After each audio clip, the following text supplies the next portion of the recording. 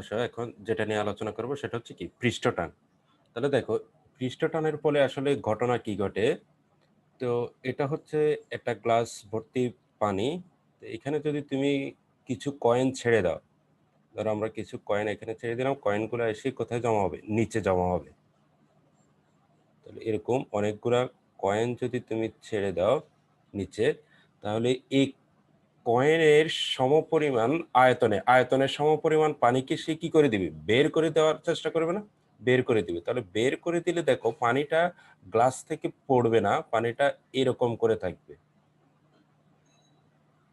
এইরকম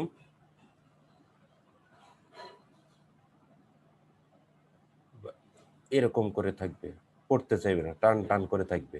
তাহলে এই যে বাইরের দিক থেকে এরকম যে একটা টান বল কাজ করতেছে, এই টান বল, এটাকে এই ঘটনাটায় টান টান করে থাকে, এটা একটা রাবারের পর্দার মতো থাকে। তো এটাই হচ্ছে, এটা কিসের কারণে হচ্ছে? এটা হচ্ছে যে তোমার পৃষ্ঠ টানের কারণে, পৃষ্ঠ টানের কারণে। এখন দেখো এই পৃষ্ঠ টানটা আসলে কি? পৃষ্ঠ টান, যেমন পৃষ্ঠ টান কাকে বলে? তাহলে পৃষ্ঠ টানের কারণে পানিটা এরকম টান টান করে থাকে, একটা বাইরের এই পর্দাটা একটা রাবারের পর্দার মতো কাজ করে। তাহলে পৃষ্ঠ টান হচ্ছে, যেমন এটা হচ্ছে একটা তরলের স্তর, ধরো এটা হচ্ছে একটা তরলের পৃষ্ঠ। তাহলে এই পৃষ্ঠের উপর যদি একটা রেখা কল্পনা করা হয়, পৃষ্ঠের উপর একটি রেখা কল্পনা করা হয়, তাহলে এই রেখার প্রতি একক দৈর্ঘ্যে, রেখার উভয় পাশে, এদিকেও এবং এ পাশেও, রেখার উভয় পাশে,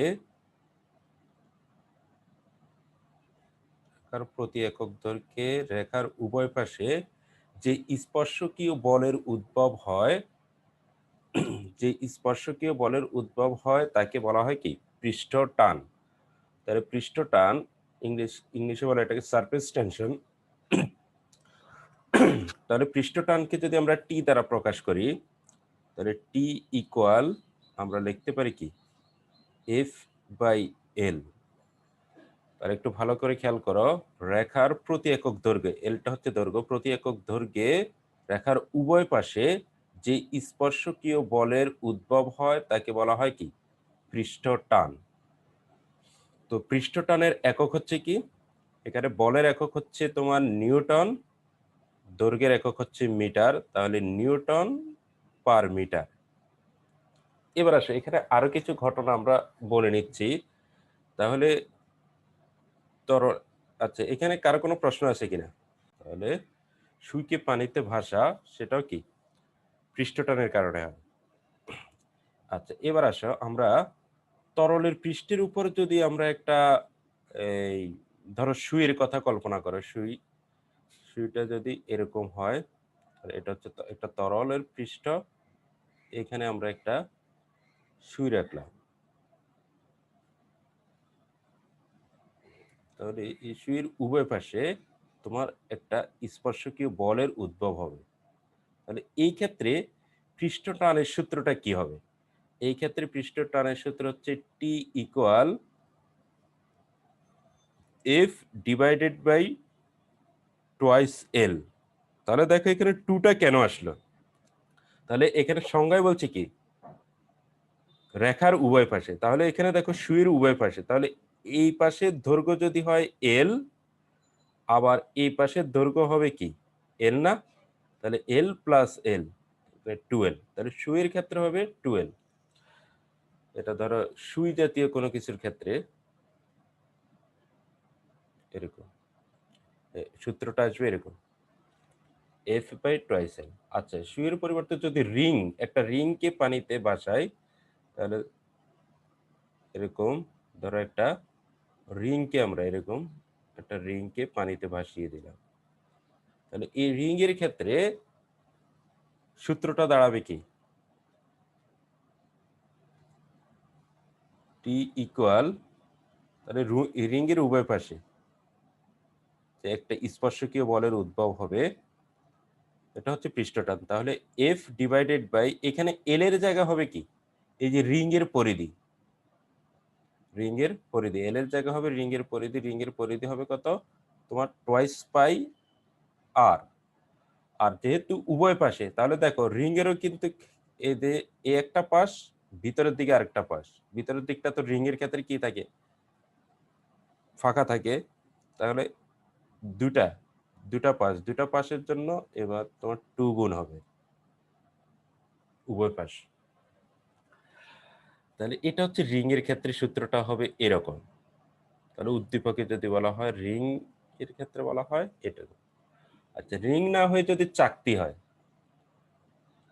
তখন সূত্রটা কিরকম হবে বলতো?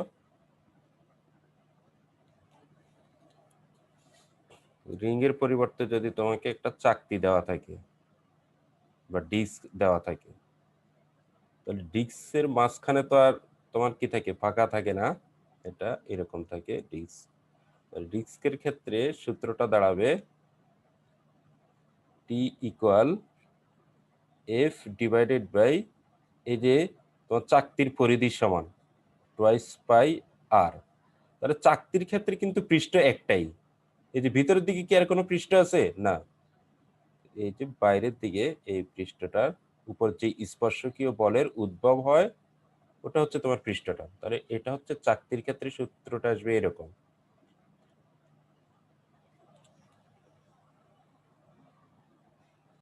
বলে যাচ্ছি, প্রথম হচ্ছে পৃষ্ঠ শক্তি। তাহলে দেখো পৃষ্ঠ শক্তি কাকে বলে? পৃষ্ঠ শক্তি হচ্ছে কোন তরলের মুক্ত তলের একক ক্ষেত্রফল বৃদ্ধির জন্য সম্পন্ন কাজের পরিমাণকে বলা হয় ওই তরলের পৃষ্ঠ শক্তি, তার মানে ক্ষেত্রফল বৃদ্ধি। তাহলে এখানে আমরা দেখো এই একটা এ বি সি ডি একটা তারের ফ্রেম নিলাম। এই ফ্রেমটাকে সাবানের পানিতে ডুবিয়ে আনলে তার মাঝখানে একটা তরলের পাতলা পর্দা আটকে থাকবে। এই যে এ বি সি ডি বরাবর একটা সাবানের একটা লেয়ার এখানে সৃষ্টি হয়ে থাকে, পর্দা। এখন এই পর্দার ক্ষেত্রফল বৃদ্ধির জন্য কৃতকাজ যেটা, সেটাকে আমরা কি বলতেছি, পৃষ্ঠ শক্তি। তাহলে প্রথমে দেখো এখানে এই লেয়ারটার চতুর্পাশে এরকম একটা স্পর্শকীয় বলের উদ্ভব হবে, যার কারণে এখানে এই লেয়ারটা সৃষ্টি হবে। তাহলে যে বলের কারণে, তাহলে এখানে দেখো বিসি বাহু বরাবর এখানে এডি বাহুটা শক্তভাবে আটকানো, বাকি বাহুগুলো শক্তভাবে আটকানো, শুধুমাত্র বিসি বাহুটাকে আমরা নাড়াচাড়া করতে পারবো, স্মরণ ঘটাতে পারবো। তাহলে এই যে বিসি বাহুটা এডি বরাবর যে বলটা, যে স্পর্শকীয় বলের উদ্ভব হবে, সেই স্পর্শকীয় বলটা কত, তাহলে সেটা আমরা পৃষ্ঠ টানের সূত্র থেকে পাই, T equal to F by L, এই পৃষ্ঠ টানের সূত্র। তাহলে যে বলটা সৃষ্টি হচ্ছে, তাহলে সেই বলটা হচ্ছে এফ ইকুয়াল টু কত হবে, এল ইন্টু টি। তাহলে এখানে এলটা হচ্ছে বিসি বাহুর দৈর্ঘ্য, আর টিটা হচ্ছে এই যে এখানে যে তরলটা আছে সে তরলের পৃষ্ঠটান। তাহলে টোটাল যে স্পর্শকীয় বল হবে সেটা হচ্ছে F equal to L into টি।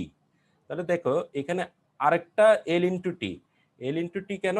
এখানে লেয়ার হচ্ছে, দেখো উপরে এই পানির লেয়ারের, সাবানের ফেনার যে লেয়ারটা সৃষ্টি হলো, এই লেয়ারের উপরে হচ্ছে একটা পৃষ্ঠ, আবার নিচের দিকে আরেকটা পৃষ্ঠ। তাহলে দুইটা পৃষ্ঠের জন্য এটা হলো টোয়াইস এল টি। তাহলে এটা আমরা বল বের করে ফেললাম, যে বলটা। তাহলে আমাদের মূল উদ্দেশ্য হচ্ছে এখানে কৃত কাজটা বের করা। তাহলে টোটাল কৃত কাজটা কত হবে? তো কৃত কাজ আমরা তো জানি W equal to F S. তাহলে এখন দেখো এই যে এই বাহুটাকে, বিসি বাহুটাকে সরণজনিত কৃত কাজ, বিসি বাহুটাকে সরিয়ে আমরা এই অবস্থানে আনলাম। এখন এই যে বি প্রাইম সি প্রাইম অবস্থানে আনলাম, তার মানে এই বিসি বাহুটার সরণ হলো বি। তাহলে বি পরিমাণ সরণ ঘটাতে কি পরিমাণ কৃত কাজ হলো? তাহলে ডাব্লিউ ইকুয়াল টু তো আমরা জানি এফ এস, এস এর জায়গায় এখানে হচ্ছে কি বি। তাহলে বল তো আমরা বের করে ফেললাম। এখানে দেখো এই বিসি বাহুটার ভিতরের দিকে যে বলটা, যে স্পর্শকীয় বলটা, সেটা হচ্ছে টোয়াইস এল টি। তাহলে দেখো তার সরণ ঘটাতে হলে অবশ্যই বিপরীত দিকে, মানে বিপরীত দিকে তাকে ঠিক এই পরিমাণ বল প্রয়োগ করতে হবে। এই পরিমাণ বল প্রয়োগ করেই তো আমরা কি তার সরণটা ঘটাতে পারবো। তাহলে এই বলের জায়গায় আমরা লিখলাম টোয়াইস এল টি, আর সরণের জায়গা হচ্ছে বি। তাহলে টোটাল কৃত কাজটা আমরা পেয়ে গেলাম। এরপর আমাদের এই যে ক্ষেত্রফল বৃদ্ধি, ক্ষেত্রফল কতটুকুন বৃদ্ধি পেল? তাহলে এই যে বিসি বাহুটাকে আমরা যখন বি প্রাইম সি প্রাইম অবস্থানে আনলাম, মানে বি পরিমাণ সরণ ঘটালাম, তখন এই টোটাল যে ক্ষেত্রফলটা বৃদ্ধি পেল, আমি লাল দাগ দিয়ে ইন্ডিকেট করলাম, এই ক্ষেত্রফল বৃদ্ধি কতটুকুন হলো। তাহলে দেখো এটা হচ্ছে একটা আয়তক্ষেত্রের মতো। তাহলে এই দৈর্ঘ্যটা হচ্ছে এল, আর যে সরণটা হলো সেটা হচ্ছে বি। তার মানে দৈর্ঘ্য হচ্ছে এল, প্রস্থ হচ্ছে বি। তাহলে ক্ষেত্রফল হবে কত? ক্ষেত্রফল বৃদ্ধি হচ্ছে এল বি। তারপর এখানে দেখো টু গুণ, টু গুণটা কেন? তাহলে উপরের একটা পৃষ্ঠ, আবার ভিতরের দিকে মানে অপোজিট প্রান্তে আরেকটা পৃষ্ঠ, দুইটা পৃষ্ঠের জন্য এখানে আমরা টু গুণ করলাম, তাহলে আমাদের ক্ষেত্রফল বৃদ্ধিও পেয়ে গেলাম। তাহলে এই ডাব্লিউ এর মান এবং ডেল এ এর মান আমরা উপরের এই সমীকরণটাতে বসিয়ে দিলাম। বসানোর পরে আমাদের আসলো কি, ই ইকুয়াল টু টি। তাহলে এটা লেখো, কোন তরলের পৃষ্ঠ শক্তি তার পৃষ্ঠ টানের সমান। কোন তরলের পৃষ্ঠ শক্তি তার পৃষ্ঠ টানের সমান।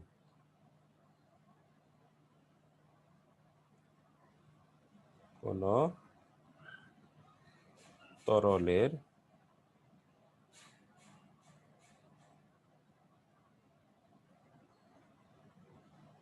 পৃষ্ঠ শক্তি তার পৃষ্ঠ টানের সমান।